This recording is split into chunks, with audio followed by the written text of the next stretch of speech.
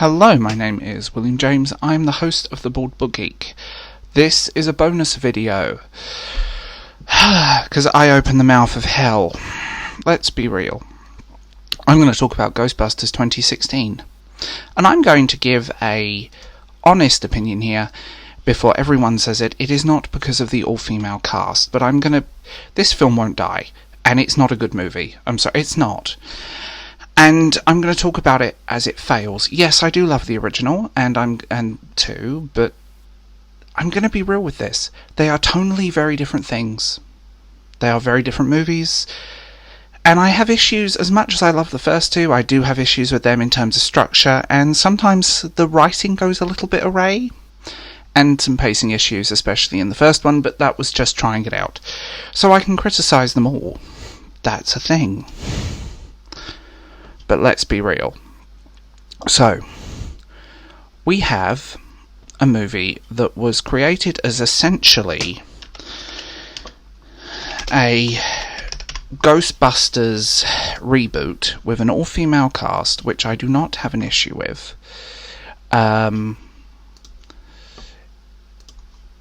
This is my issues with it. So we're going to be real. I found the film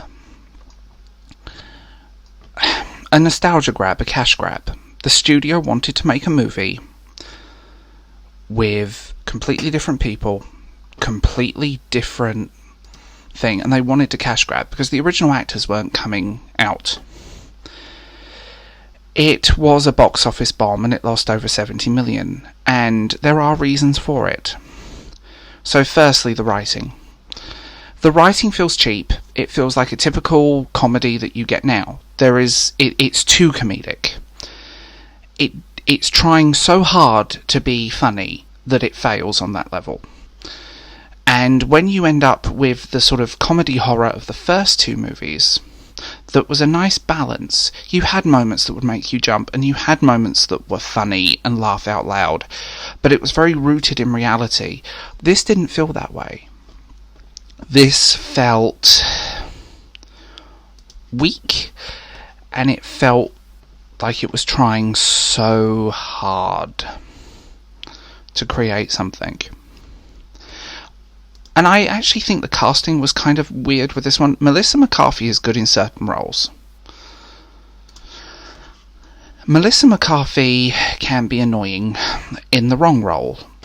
When she's good, she's good. When she's bad, she's bad. And actually, to be real about it, the casting was very much a hit and miss. And I do pick on her slightly. But again, it wasn't actually a bad movie. It wasn't a train wreck, but it should have just been what it was. If they had said we're going to parody the Ghostbusters, like Scary Movie style Ghostbusters parody, I would have had a lot more respect for it, but this was trying so hard to be the original. And you can't recreate that magic, and I don't think the chemistry was there with the cast. It's interesting because one of the directors, or one of the people involved in the film, regrets that the social issues surrounding the film affected the public perception and commercial performance. I think when you make a film, the only people that can write Ghostbusters are the original people. And that's a thing. And I know that's controversial. I know that and it's stunning. The critics are in two camps over Afterlife, and it's very interesting how they're in two camps about Afterlife, but honestly, a lot of the critics are just mad, and it's very obvious that they're just mad that no one's taking 2016's seriously. I think with any film of this scale, you have to appease the fans. You have to create something with the right people. And I think creating something is important, and creating something that you love. There's a balance between nostalgia. There is a balance, and it's very, very hard to get right in any terms of creating a film. And the balance with 2016 wasn't there. And the balance of 2016 was kind of all over the place. It didn't feel well. It didn't fit into the franchise. It didn't feel like the franchise. It felt like a parody. It felt like we're going to make a parody movie. And like I said in this video, if they had done a funny parody of Ghostbusters, sort of scary movie style, then I think people would have been more forgiving, but it should have just been honest. And it's interesting because critics right now are idiots. Film critics are only caring about woke points, and they only care because oh my god, this film's actually getting good reviews and people actually like it next to the original, and I'm looking forward to seeing it. And that's the thing, we don't want a film to tread. You want new ground trod, but you want something that connects it to the original. This is why the Star Wars sequels fail. It felt like they were trying too hard to be something. Film and all of that stuff is just difficult. And when you have a fan base as powerful as the Ghostbusters fan base, there is a line. And this is something else that I find funny, is when people defend 2016 and like, well, all the cis straight men really gimped this movie and they should have done this. No. Look at the fan forums. Don't go blaming people. Don't go blaming cis white men for every problem in the world. Honey, it's nothing to do with that.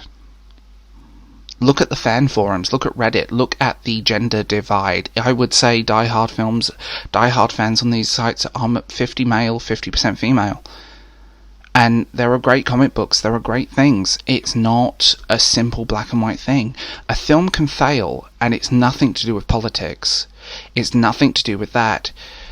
But Hollywood needs to learn, all female reboots don't work if they are literally just that. That's all this film was sold on. I enjoyed 2016. I thought it was a funny movie. But it was missing that Ghostbusters magic. And it was also missing something else. It was missing that warmth and that very grounded real-world humour that Ghostbusters has. 2016 failed for many reasons, including terrible marketing, bad decisions, and an overall funny but generic comedy movie. Is it a bad movie? No. Is it a great movie? No. Is it bland and ordinary? Soulless cash-in, purely to make a studio money? Yes.